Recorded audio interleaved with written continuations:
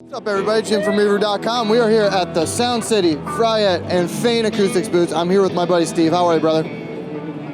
Great, how you doing? All right, man. We are plugged into, you are plugged into the Master 100 Sound City, and if you guys have never seen a Sound City amp, they're some of the coolest old vintage amps, and now they have basically been reborn thanks to this man. So, did you ever have any involvement with Sound City? Is it something that you acquired? Like, why did you kind of go after the Sound City brand?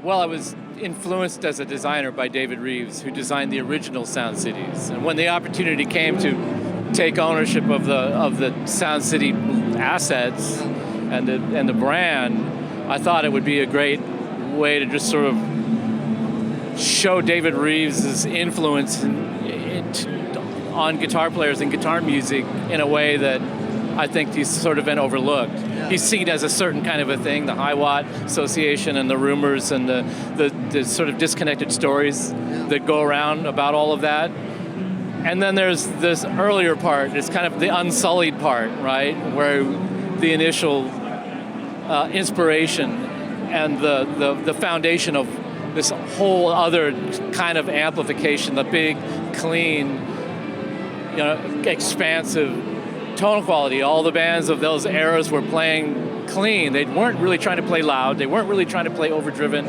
They were trying to be heard and hear themselves clean and have a reliable amplifier. So it's less about high gain and more about high headroom. It's more about headroom and a fullness of tone and an amp that holds together and plays musically a certain way. And so what I did was I discovered that Hendrix actually this was one of the first amps that he played when he went to England the first time. He was introduced to it by Peter Townsend. And that particular model was a seminal model. I mean, it was one of the very first designs of the 100-watt Sound City amp, called the 100, spelled out text, not the number 100. And it had a unique characteristic to it. And it predates Hiwatt, so it's a pre-evolution of Hiwatt. And so I just took a different path with that and said, if he had continued on this path, how would it have been refined? And then we'll eventually add our own refinement on it and develop it, because an amplifier isn't static. A product design isn't static over decades and decades like that. They evolve and they get refined. And that never happened here. It stopped and went dead. It's actually really interesting. I mean, thinking about it, the brand dies in the mid-'70s or late '70s, whatever. And then it's revitalized later in the 2010s, right? You actually skip over a period of time in the 80s and 90s where I think a lot of players would agree that there were a lot of transgressions made in the amp market where people were kind of going down the wrong path. So it's actually really cool that you kind of skipped over a bunch of that stuff, it's really interesting you say that. It's the amplifier brands that are most successful through that period are the ones that didn't do anything. They didn't try to overdevelop. They didn't try to do everything that every guitar player wanted them to do, because a lot of them were bad ideas. Marshall, for example, they stayed the course for a real long time before they started doing anything different.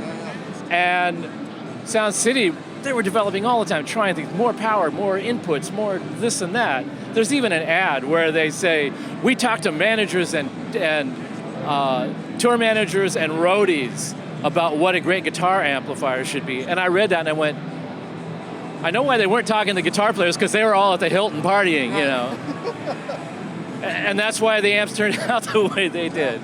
I really didn't do that much to the original platform. I just massaged it and enhanced it, developed it, or evolved it in a way that just a contemporary player would want to expect to plug into a 4-hole amp with the inputs jacked and tweak the knobs a little bit and go, that is a sound. That's a voice that I can relate to, I can understand, I recognize, haven't heard it in this particular sort of balanced way before, but there's an undercurrent of familiarity and comfort level that when a player just plays an E chord, they go, oh yeah, did you see what and that's what's really exciting to me about it. Cool. Well, let's hear how this thing sounds. I mean, we got a 57 on this thing. It's just like as classic of a rock and roll setup as you can possibly get here.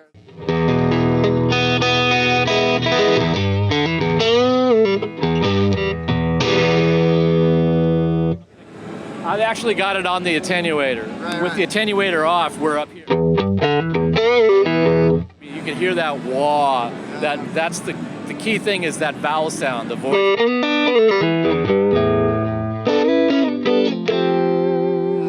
Somewhere in the high mids. Yeah, so now when I push it,